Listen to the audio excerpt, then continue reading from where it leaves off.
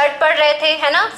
संयोजी ऊतक में आपका संवहनी ऊतक पढ़ रहे थे, उसमें से हमने बताया था 2 प्रकार का, रक्त और आपका लसिका। अब हम लोग पढ़ रहे थे रक्त के बारे में। अभी कोई लिखेंगे नहीं, कल की क्लास से रिपीट कर रहे हैं, तो थोड़ा सा समझिए उस चीज़ को, फिर उसके आगे चलते हैं। तो हमने रक्त के बारे में बताया था। अब कुछ क्वेश्चंस हैं जो समझाया था, जो पढ़ाया था, उससे संबंधित आप लोगों से, ठीक है। तो वो ऐसे शुरू करेंगे आज, और आज एक एक जने से पूछेंगे। कॉपी सबको ही बंद कर दो, सबसे पीछे आप बताएंगे। हाँ, नाम क्या है? नाम भूल जाता है मेरे को। शिवम, ये बताइए, कल की क्लास में तो थे आप, है ना। ये बताइए शिवम कि रक्त में, 1 यूनिट रक्त में कितने ml रक्त होता है लगभग? अच्छा, स्वस्थ मनुष्य में कितना रक्त होना चाहिए, कितने लीटर? महिलाओं में थोड़ा सा कम होता है इससे, है ना, 5 से 6 लीटर। अगर किसी पुरुष में 5 लीटर है तो थोड़ी सी मात्रा उसमें क्या होती है, कम होती है। आगे आपके बगल में, आपका क्या नाम है? विजय। शिवम और इधर विजय। हाँ, विजय बताइए कि आरबीसी का दूसरा नाम क्या है?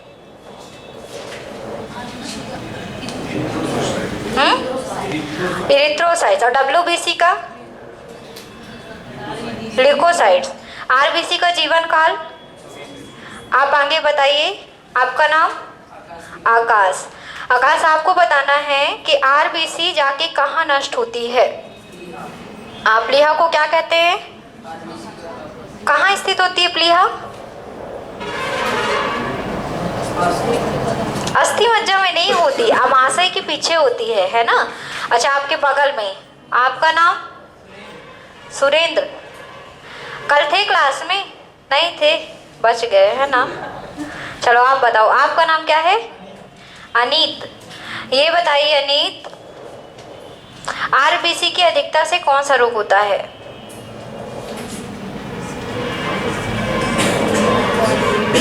नीचे नहीं देखना है, कॉपी खुली है ना।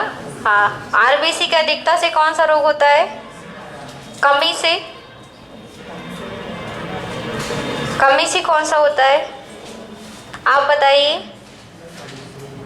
अधिकता से कौन सा होता है? पॉलीसिथीमिया। और कमी से? एनीमिया। आपको ये बताना है आरबीसी लाल रंग की क्यों होती है? हीमोग्लोबिन पाया जाता है। अच्छा, आप बताइए, कल तो थे आप क्लास में, क्या नाम है आपका? सौरभ, आप बताइए कि प्लाज्मा हमारे टोटल रक्त का कितना प्रतिशत भाग बनाती है? 55 से 60। प्लाज्मा में क्या पाया जाता है? प्रोटीन पाए जाते हैं। जैसे आप बताइए आगे, जैसे कौन से प्रोटीन पाए जाते हैं? हाँ, एल्यूमिनियम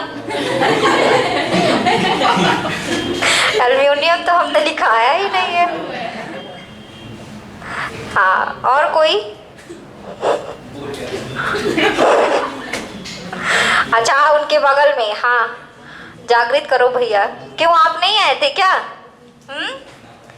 अरे मैडम से शर्माते क्यों यार, मैडम तो मारती भी नहीं है। चलो आप बताओ, कौन कौन से प्रोटीन होते हैं? फाइब्रिनोजन, हाँ, एल्ब्यूमिन, हीमोग्लोबिन, ये सब भी हीमोग्लोबिन से आरबीसी में होती है। चलिए आप बगल में बताइए, क्या नाम है आपका? रोहित, ये बताइए कि आरबीसी बच्चों में या भ्रूणी अवस्था में कहाँ बनती है? कल आए थे ना आप क्लास में, पढ़ा नहीं? घर में नहीं पढ़ेंगे तो बनेगा नहीं। कल आप थे ना क्लास में, क्या नाम है आपका?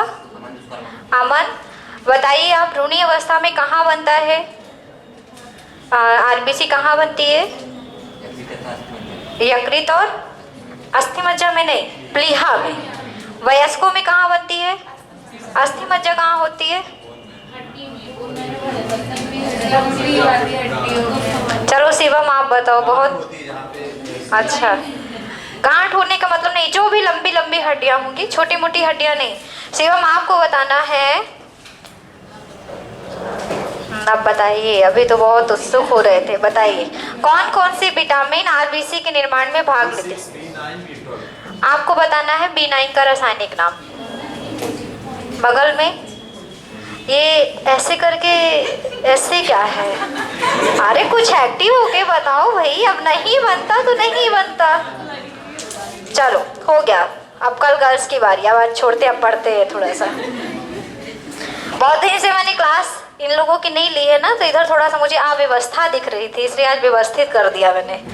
अब रोज पूछेंगे, एक चक्कर इधर एक चक्कर इधर। अब ऐसा नहीं कि आज पूछ लिया तो कल नहीं पूछेंगे बॉयज से, ऐसा भी नहीं है। अल्टरनेट नहीं करेंगे ना हम ऐसे, फिर ये लोग फ्री हो जाएंगे कि आज तो लड़कियों का दिन है, ऐसा हो जाएगा, है ना। रक्त में हमने बताया था कि रक्त आपके दो भागों से मिलकर बनता है, एक प्लाज्मा और दूसरा आपका रक्त कणिकाएं। प्लाज्मा के बारे में आप पढ़ चुके हैं कल, और कणिकाओं हमने आपको बताया था कि 3 प्रकार की कणिकाएं होती हैं, आरबीसी और आपकी प्लेटलेट्स। ठीक, हमने आरबीसी के बारे में कल पूरी चीजें बता दी थी। आज हम लोग समझेंगे डब्ल्यूबीसी और प्लेटलेट्स के बारे में। अब डब्ल्यूबीसी क्या है? डब्ल्यूबीसी का दूसरा नाम है ल्यूकोसाइट्स। केवल अभी समझना है, लिखना नहीं है, ठीक है, समझ लीजिए, इसके बाद जब याद हो जाएगा तो लिखा देंगे। डब्ल्यूबीसी का दूसरा नाम है ल्यूकोसाइट्स। डब्ल्यूबीसी का काम है हमारे शरीर की रक्षा करना, ठीक है। ये जीवाणुओं का भक्षण करती हैं और शरीर की क्या करती हैं? रक्षा करती हैं, एंटीबॉडीज वगैरह बनाती हैं। कौन आवाज कर रहे हैं? आवाज आ रही है हमारे पास। आरबीसी का जो जीवन काल होता है लगभग 3 से 5 दिन का होता है। कितने दिन का होता है? लगभग 3 से 5 दिन का होता है। मतलब ऐसा है कि 3 दिन में भी नष्ट हो सकती है, 4 दिन में भी नष्ट हो सकती है, 5 दिन में भी नष्ट हो सकती है। इसके बाद हमने बताया था कि जो डब्ल्यूबीसी होती है मुख्यतः 2 प्रकार की होती है।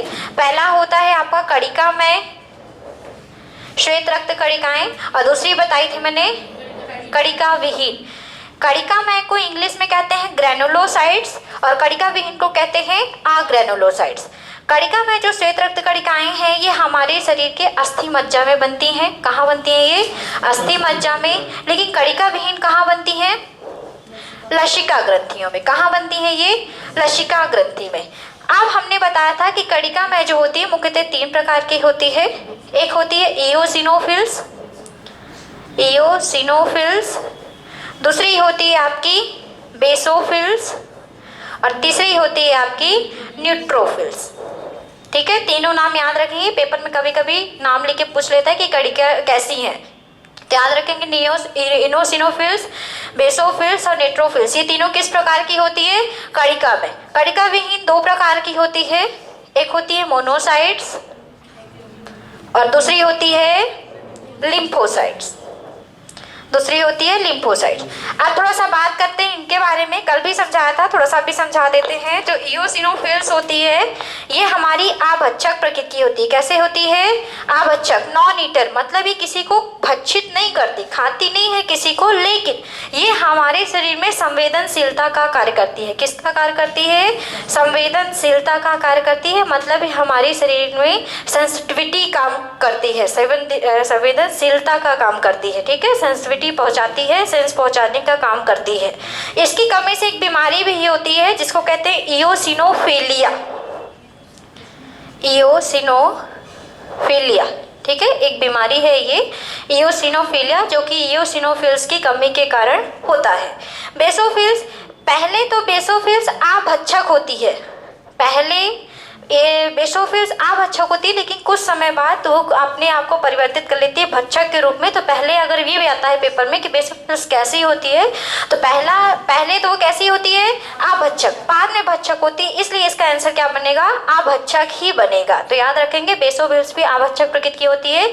इसमें कई प्रोटीन बनते हैं, इसके द्वारा स्त्रावित किए जाते हैं, जैसे आपका हिपैरिन हो गया, एक होता है हिस्टेमिन। ये सभी प्रोटीन्स जो हैं इसके द्वारा स्त्रावित किए जाते हैं। न्यूट्रोफिल्स कैसी होती है?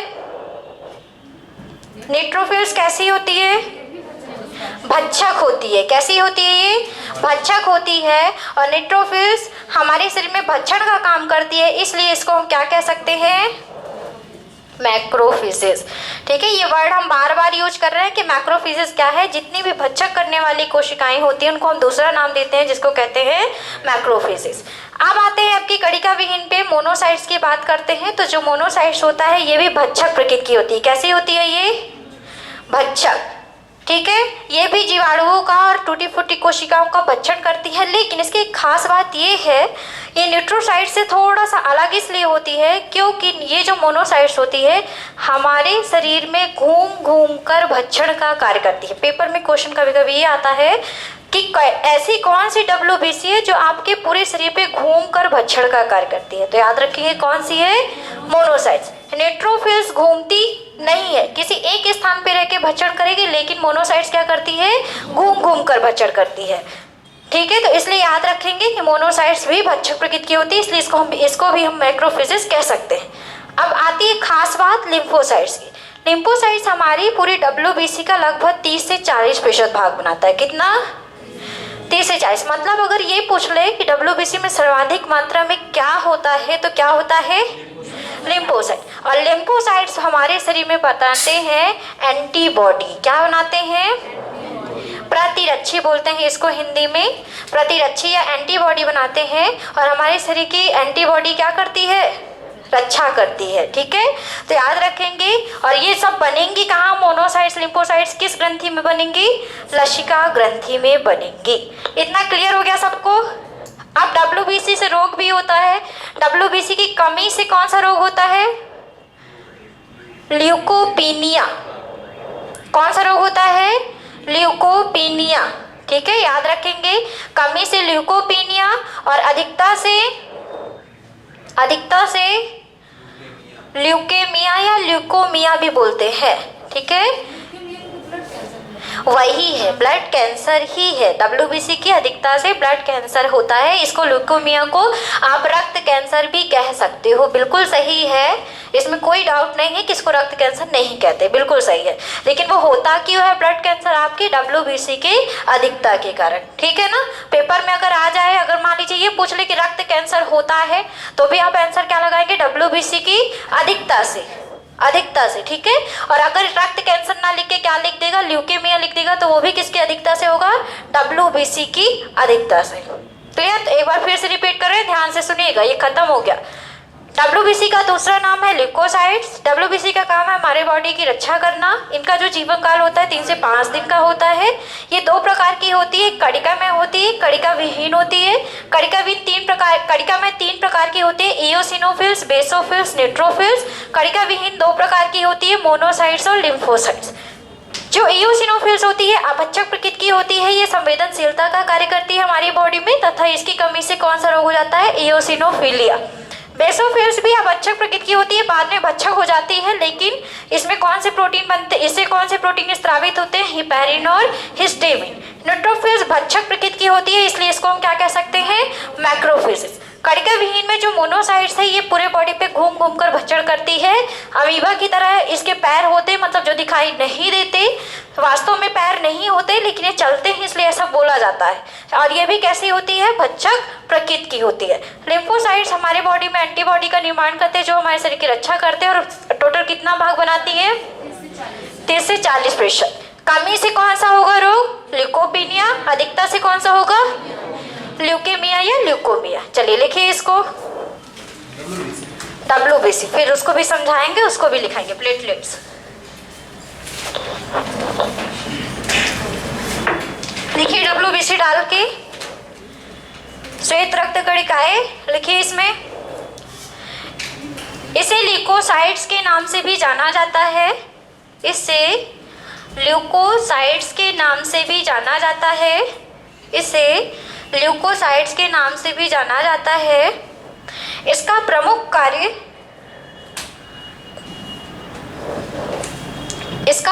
कार्य मृत कोशिकाओं, मतलब जो सेल नष्ट हो चुकी हैं, मृत कोशिकाओं,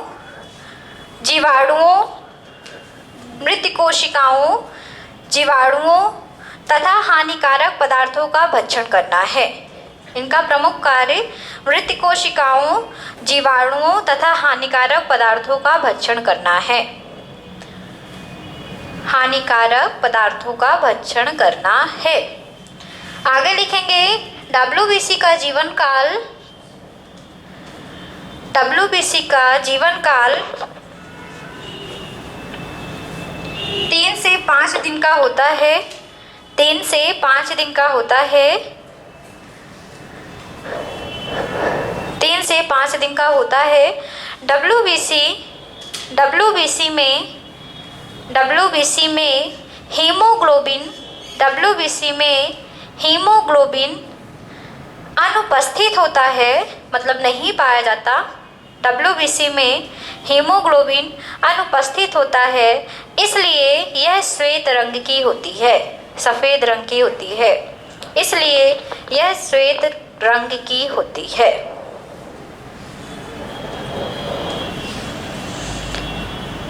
लिखेंगे डब्ल्यूबीसी के प्रकार, टाइप्स ऑफ डब्ल्यूबीसी लिखे। यह 2 प्रकार की होती है, यह 2 प्रकार की होती है डब्ल्यूबीसी, यह 2 प्रकार की होती हैं। पहला लिखेंगे कणिकामय। इंग्लिश भी आप लिखेंगे, पेपर में कभी कभी हिंदी नहीं आती है, ठीक है, हिंदी के पेपर में भी हिंदी नहीं आती है, ठीक है, समझ रहे हैं ना हम क्या कहना चाह रहे हैं। तो कणिकामय को कहते हैं ग्रैनुलोसाइट्स,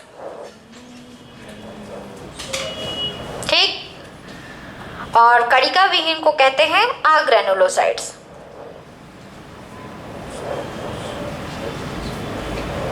लिखो, पहला नंबर है ग्रैनुलोसाइट्स, दूसरा है अग्रैनुलोसाइट्स। कणिका में श्वेत रक्त कणिकाएं, दूसरा है कणिका विहीन श्वेत रक्त कणिकाएं, कणिका विहीन श्वेत रक्त कणिकाएं। हो गया। लिखिए पहले नंबर डाल के, पहला नंबर कणिका में वाला लिखना है थोड़ा सा। कणिका में पे लिखिए, इनका निर्माण अस्थि मज्जा या बोन मैरो बोलते हैं अस्थि मज्जा को, इनका निर्माण अस्थि मज्जा में होता है, इनका निर्माण अस्थि मज्जा में होता है, इनका निर्माण अस्थि मज्जा या बोन मैरो में होता है। यह 3 प्रकार की होती है, यह 3 प्रकार की होती है, ध्यान से सुनिएगा, 3 प्रकार की होती हैं।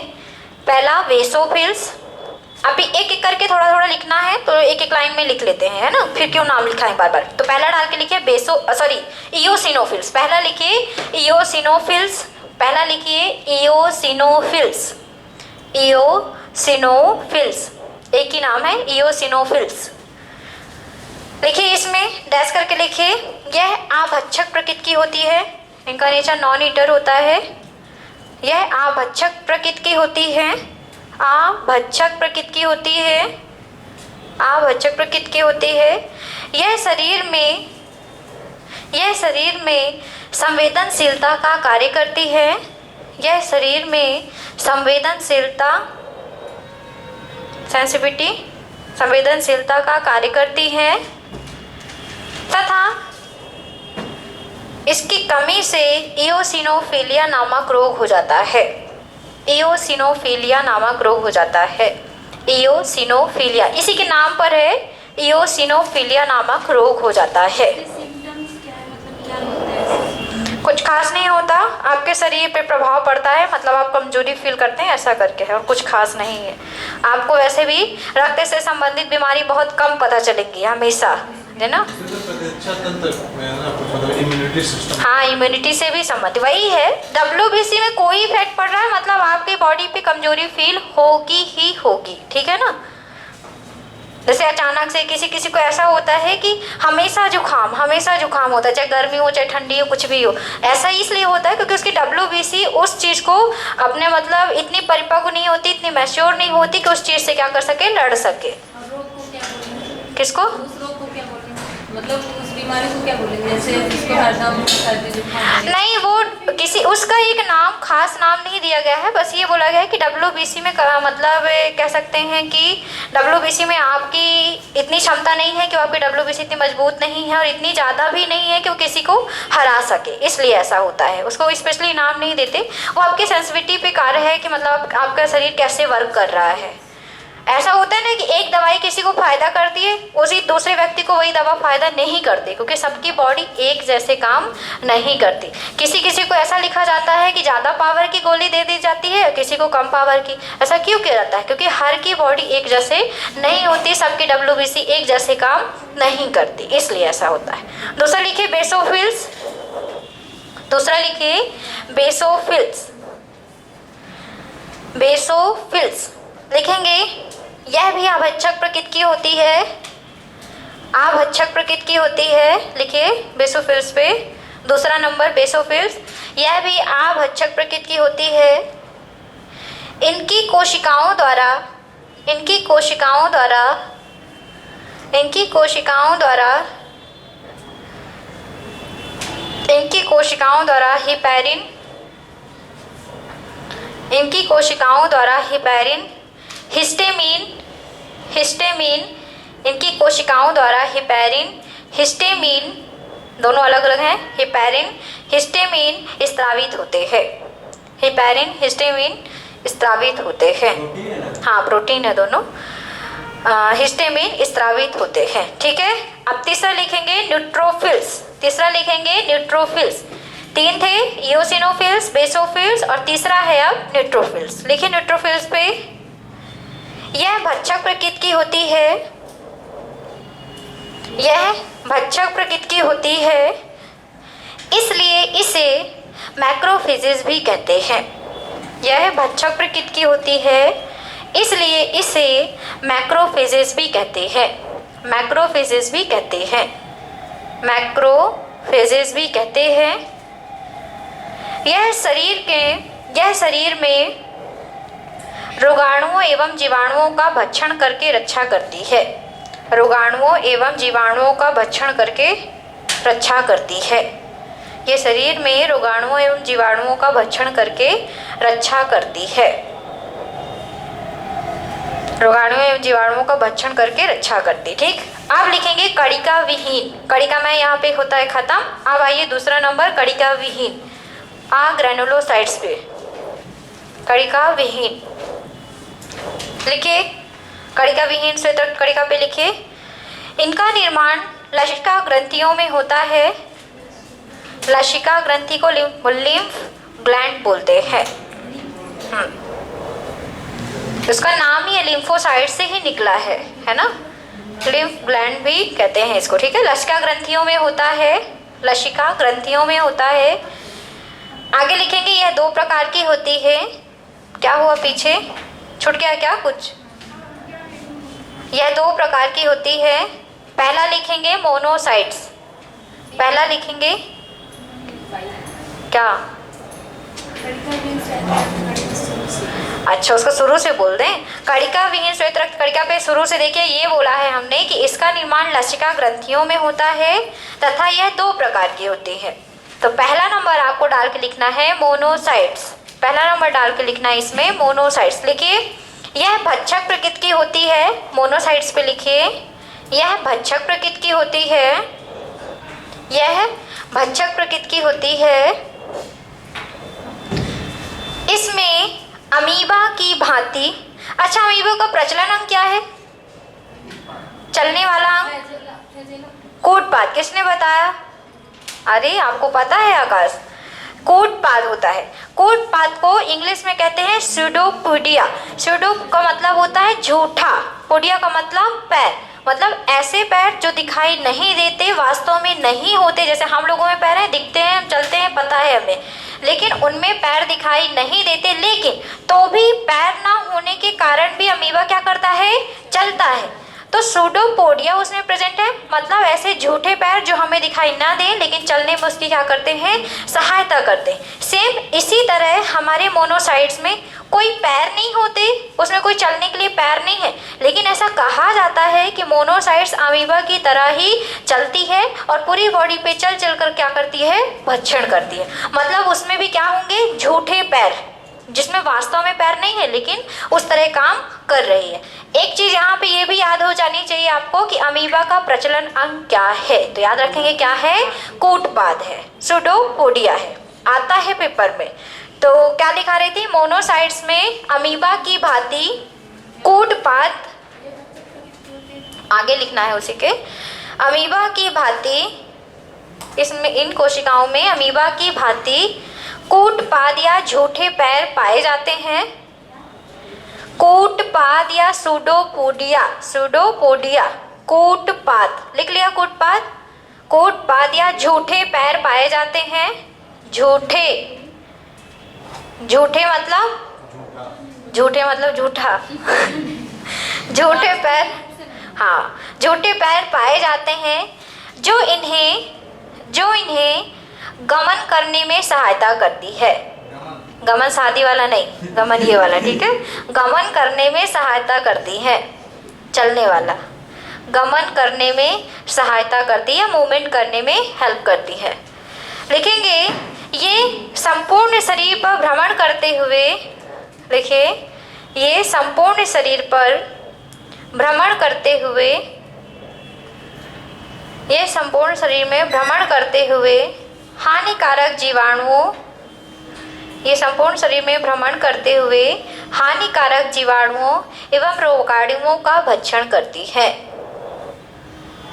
हानिकारक जीवाणुओं एवं रोगाणुओं का भक्षण करती है, रोगाणुओं का भक्षण करती है। पेपर में क्वेश्चन दो तरह से आता है। पहला तो ये पूछ लेता है कि भक्षक प्रकृति की कौन कौन सी WBC होती है, तो आप दो जानते हैं, न्यूट्रोफिल्स और मोनोसाइट्स। लेकिन कभी कभी क्वेश्चन ऐसा पूछ लेगा कि ऐसी कौन सी WBC है जो शरीर पे घूम घूम कर या भ्रमण करते हुए, चलते हुए भक्षण करती है, तो केवल एक है, कौन है आपकी, मोनोसाइट्स। दोनों क्वेश्चन क्लियर रहने चाहिए आपके, ठीक है।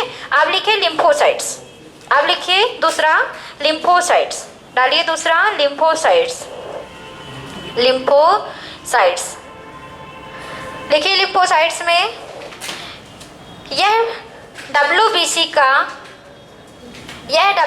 का 25 से 30 लिख लीजिए, लगभग लिखिएगा जरूर, ठीक है। लगभग 25 से 30% भाग बनाती है। यह WBC का लगभग 25 से 30% भाग बनाती है तथा प्रतिरक्षियों का, प्रतिरक्षी मतलब एंटीबॉडी, प्रतिरक्षियों का निर्माण करके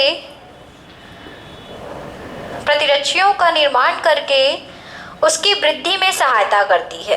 प्रतिरक्षियों का निर्माण करके उसकी वृद्धि में सहायता करती है, वृद्धि में सहायता करती है। हो गया। अब लिखिए WBC की कमी से, अगला मतलब चाहे स्टार पॉइंट बना के लिख लीजिए। WBC की कमी से ल्यूकोपीनिया, WBC की कमी से ल्यूकोपीनिया, पा है यहाँ पे, ठीक है, ल्यूकोपीनिया तथा अधिकता से ल्यूकोमिया या ल्यूकेमिया भी कहते हैं, के भी बोल सकते हैं यहाँ पे, ल्यूकेमिया या ल्यूकोमिया, ठीक है। अधिकता से ल्यूकोमिया नामक रोग हो जाता है। कमी से ल्यूकोपीनिया, अधिकता से ल्यूकोमिया, ठीक है। अब आते हैं हम लोग प्लेटलेट्स पे। ये हो गया कंप्लीट। चलिए डालिए सब कोई प्लेटलेट्स, या प्लेटलेट्स को हिंदी में क्या कहेंगे, रक्त बिंबाणु। कल ही बताया था ना, प्लेटलेट्स को क्या कहते हैं, रक्त बिंबाणु।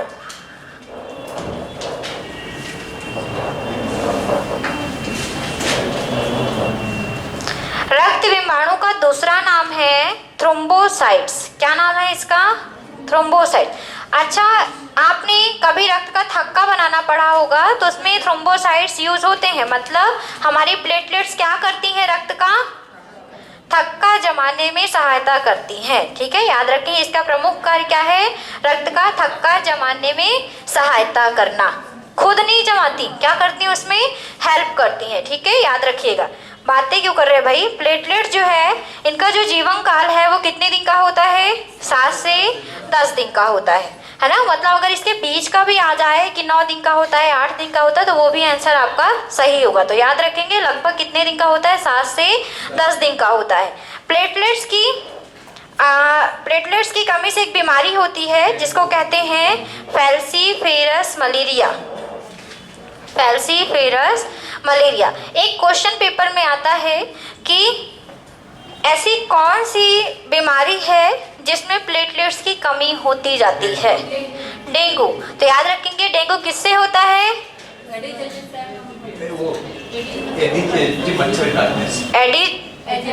इजिप्टाई मच्छर के काटने से। लेकिन इसका मेन कारण कौन है? मच्छर के काटने से नहीं। आप पढ़ चुके हैं, मैंने ही पढ़ाया है आपको। अरे बताओ। प्रोटोजोआ से होती है, जीवाणु से होती है। रुक जाओ, थोड़ा सा सुन लो, थोड़ा सा सुन लो। प्रोटोजोआ से होती है, जीवाणु से होती है, दूषित जल से होती है, कि वायरस से होती है, कि कवक से होती है? याद आ गया? वायरस में ही लिखाया था कि डेंगू किससे होता है? मच्छर के काटने से जरूर होता है, लेकिन उसका मेन मच्छर एक वाहक है, लेकिन मेन कारण कौन है? वायरस है। और डेंगू में किसकी कमी होती है? प्लेटलेट्स की। ये हम ऑलरेडी क्लास में आपको पढ़ा चुके हैं, थोड़ा पढ़ा करो भाई। चलो लिखो थोड़ा सा इसमें प्लेटलेट्स पे, इसमें थोड़ा सा ही लिखना है। लिखिए प्लेटलेट्स पे। इसे थ्रोम्बोसाइट्स के नाम से जाना जाता है। इसमें थोड़ा सा ही लिखना, ज़्यादा नहीं लिखना है। लिखिए, इसे थ्रोम्बोसाइट्स के नाम से जाना जाता है। थ्रोम्बोसाइट्स के नाम से जाना जाता है। थ्रोम्बोसाइट्स के नाम से जाना जाता है। इसका निर्माण अस्थि मज्जा में होता है। बोन मैरो अस्थि मज्जा में होता है, तथा इसका निर्माण अस्थि मज्जा में होता है, तथा इसका जीवन काल 7 से 10 दिन का होता है। इसका जीवन काल 7 से 10 दिन का होता है। 10 दिन का होता है। 10 दिन का होता है। इसका जीवन काल कितने दिन का? 7 से 10 दिन का। इसका प्रमुख कार्य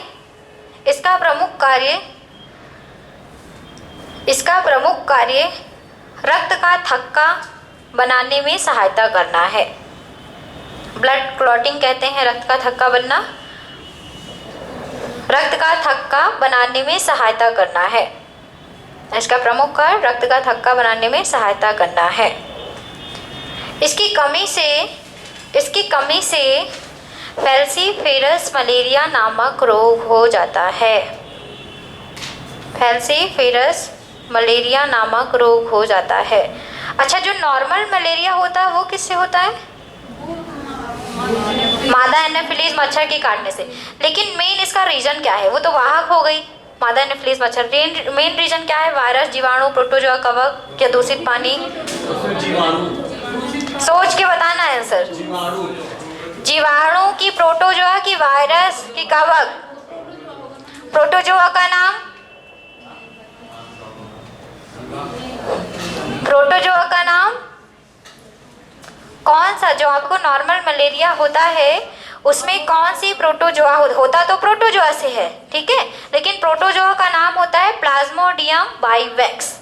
भारत में सबसे ज़्यादा मलेरिया फैलाने वाला प्रोटोजोआ कौन सा है? प्लाज्मोडियम बाइवेक्स। ये याद रखिए क्योंकि पेपर में आता है, ठीक है ना। कि मलेरिया, डेंगू की बात नहीं कर रहे हैं हम, मलेरिया की बात कर रहे हैं। वो वाला मलेरिया जो नॉर्मली हम लोग को होता है, वो मलेरिया किससे होता है?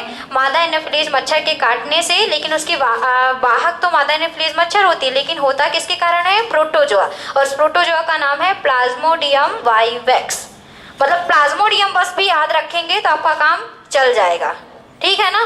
चल, फिर फैल्सीफेरम ये भी तो दे देता है। नहीं, वो फिर हाँ वो टाइप देगा आपको। लेकिन अगर फैल्सीफेरस, तो आप तो जानते हैं कि फैल्सीफेरस मलेरिया क्या है यहाँ पे, ये तो पता है ना आपको। चलिए आप लिखिए लसिका। चलिए लिखिए। इसकी कमी से है फैल्सीफेरस मलेरिया के कमी से अधिक डेंगू। देख, एक ही चीज़, अगर हम ये कहते कि डेंगू हो जाती है तो डेंगू का दूसरा नाम फैल्सीफेरस मलेरिया है, और इसमें होती क्या है? प्लेटलेट्स की कमी, बस। स्वस्थ मनुष्य में प्लेटलेट्स की मतलब कि कितने? मतलब इसकी कुल संख्या नहीं है कि मतलब इतने से इतना होना चाहिए। मतलब प्लेटलेट्स हमारे शरीर पे अधिक से अधिक मात्रा में होनी चाहिए, क्योंकि ये प्लेटलेट्स आपके 7 से 10 दिन में नष्ट होती है। प्लेटलेट्स का काम 1.5 लाख से सब कुछ 1.5 लाख 2 लाख के बीच में होती है। नहीं, प्लेटलेट्स जब कोई आपको बीमारी होती है ना तभी नष्ट होगी। वैसे कुछ खास ऐसे तो अपना नॉर्मल अगर नष्ट होती है तो उसमें कोई रोग नहीं होगा, लेकिन अगर किसी के कारणवश हो रही है तब आपको बीमारी हो जाएगी, ऐसा है। लिखिए लसिका, लसिका लिखिए, आज कंप्लीट करना है इसको, कल तो फिर परिसंचरण तंत्र हमको स्टार्ट करना है ना। लिखिए लसिका।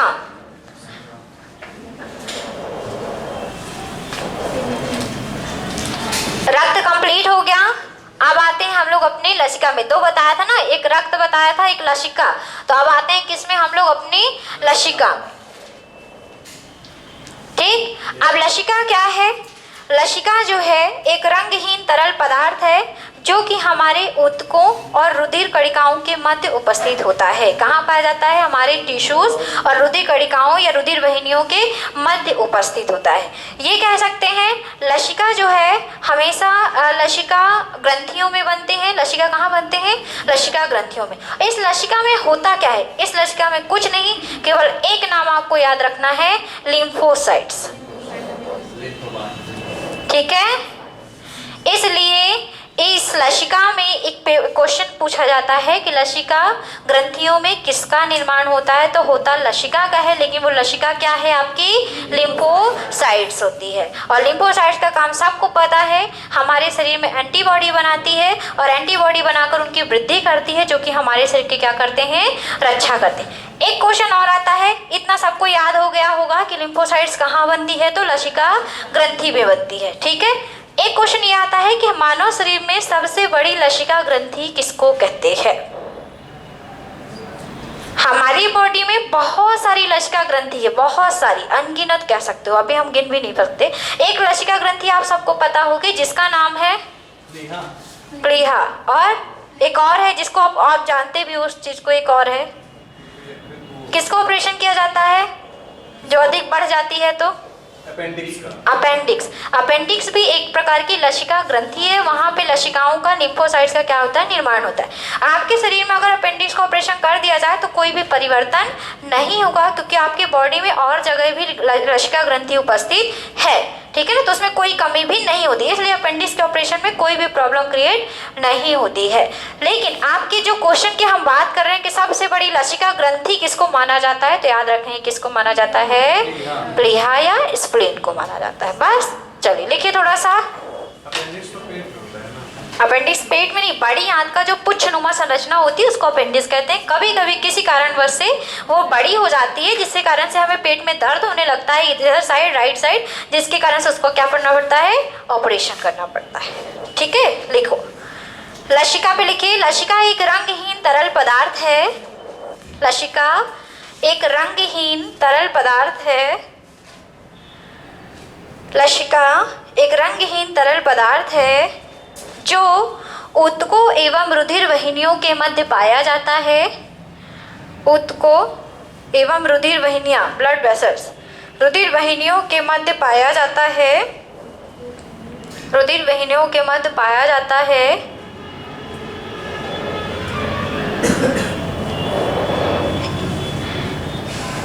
लसिका गांठों में लिखेंगे, लसिका गांठों में लिम्फोसाइट्स का निर्माण होता है।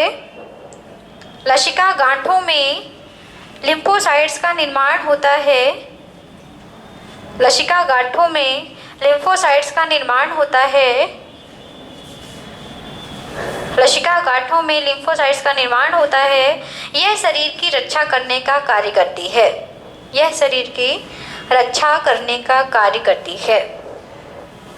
शरीर की रक्षा करने का कार्य करती है। तथा यह घावों को भरने में भी सहायता करती है। तथा यह घावों को भरने में भी सहायता करती है। स्पेशली वो वाले घाव जो आपके शरीर के अंदर होते हैं। ठीक है ना, आप अंदर तो दवा नहीं लगा सकते ना, बाहर दवा लगा सकते हैं लेकिन अंदर नहीं लगा सकते, तो उस इंजरी को हील कौन करती है? आपकी ये लसिका। ठीक है, लिखेंगे लसिका ऐसे, ऐसे लिखिए, मानव शरीर की सबसे बड़ी लसिका ऊतक प्लीहा को कहा जाता है। मानव शरीर की सबसे बड़ी लसिका ऊतक प्लीहा को कहा जाता है। स्प्लीन प्लीहा को कहा जाता है। मानव शरीर की सबसे बड़ी लसिका ऊतक प्लीहा को कहा जाता है। प्लीहा को कहा जाता है। आप लिखिए इम्पॉर्टेंट फैक्ट। आप लिखिए इम्पॉर्टेंट फैक्ट। 3-4 इम्पॉर्टेंट फैक्ट हैं, ठीक है। पेपर में ये तो पता होगा सबको कि रक्त का अध्ययन क्या कहलाता है? हिमेटोलॉजी। लिखिए पहला नंबर डाल के, रक्त का अध्ययन स्टडी ऑफ ब्लड हिमेटोलॉजी। रक्त का अध्ययन हिमेटोलॉजी, ये लिखा हुआ है। रक्त का अध्ययन हिमेटोलॉजी कहलाता है। हिमेटोलॉजी कहलाता है। अगला लिखिए, अगला लिखिए हीमोग्लोबिन को ये जो लाइन हम लिखा रहे हैं वो बहुत इंपॉर्टेंट है। हीमोग्लोबिन को श्वसन रंजक रेस्पिरेटरी पिगमेंट, श्वसन रंजक रेस्पिरेटरी पिगमेंट, रेस्पिरेटरी पिगमेंट श्वसन रंजक कहा जाता है। श्वसन रंजक, रंजक मतलब पिगमेंट। ये इसलिए कहा जाता है कि रक्त फंक्शन पैसा बता रहे नहीं, ऐसा नहीं है रीजन। श्वसन रंजक या रेस्पिरेटरी पिगमेंट क्यों कहते हैं? क्योंकि हमने एक चीज़ बताई थी आपको कि रक्त में आरबीसी में हीमोग्लोबिन प्रेजेंट होता है और हीमोग्लोबिन का काम है ऑक्सीजन और CO2 का परिवहन, और ऑक्सीजन और CO2 हमारे किससे संबंधित है? श्वसन से संबंधित है। इसलिए इस पिगमेंट का नाम क्या दिया गया है? श्वसन रंजक या रेस्पिरेटरी पिगमेंट। क्लियर हो गया ना कि क्यों कहते हैं ऑक्सीजन हीमोग्लोबिन को? आपका एक अगला स्टार पॉइंट लिखिए, 100 ml रक्त में 100 ml रक्त में 15 ग्राम हीमोग्लोबिन पाया जाता है। 100 ml रक्त में 15 ग्राम हीमोग्लोबिन पाया जाता है। हीमोग्लोबिन पाया जाता है, पाया जाता है। अगला स्टार पॉइंट लिखिए, सबको पता है हमारी रुधिर वाहिनियों में प्रेशर बनता है जिसको क्या कहते हैं? ब्लड प्रेशर कहते हैं। तो पेपर में क्वेश्चन आता है कि रक्त दाब या ब्लड प्रेशर को सर्वप्रथम किसने मापा था? तो याद रखेंगे वैज्ञानिक का नाम है हेल्स, ठीक है। वैज्ञानिक कौन है? हेल्स। और किस जीव में सबसे पहले मापा गया था? तो याद रखेंगे किस में मापा गया था? घोड़े में मापा गया था, ठीक है। याद रखिएगा कि सबसे पहले रक्तदाब घोड़े में किसने मापा था? हेल्स ने। हमारे एक स्वस्थ मनुष्य का रक्तदाब कितना होना चाहिए? 120 से 80 mmHg। चलिए लिखिए, अगला स्टार पॉइंट लिखिए, रक्तदाब को सबसे पहले, ब्लड प्रेशर को, रक्तदाब को सबसे पहले, रक्तदाब को सबसे पहले हेल्स ने, हेल्स वैज्ञानिक हैं, हेल्स ने घोड़े में मापा था। घोड़े में मापा था, घोड़े में मापा था, हेल्स ने घोड़े में मापा था। स्वस्थ मनुष्य का रक्तदाब, स्वस्थ मनुष्य का रक्तदाब 120 से 80 mmHg होता है। जल्दी लिखिए, टाइम नहीं है। 120 से 80 mmHg होता है। अगर 120 से अधिक हो गया तो हाई ब्लड प्रेशर और 80 से कम हो गया तो लो ब्लड प्रेशर। लिख लिया, 80 से 120 से 80 mmHg होता है। रक्तदाब को आगे लिखिए, इसी पे रक्तदाब को किससे मापते हैं? Haemocytometer, sphygmomanometer. किससे मापते हैं? रक्तदाब को स्फेग्नोमैनोमीटर से मापा जाता है, ठीक। वो जो आपको यहाँ पे लगा के पट्टी, वो क्या है? वो कौन सा यंत्र है? स्फेग्नोमैनोमीटर, जो कि आपके शरीर के ब्लड प्रेशर के बारे में बताता है। कल की क्लास बंक नहीं करेंगे। कल हम लोग पढ़ेंगे परिसंचरण तंत्र और कल हम पढ़ाएंगे हृदय के बारे में।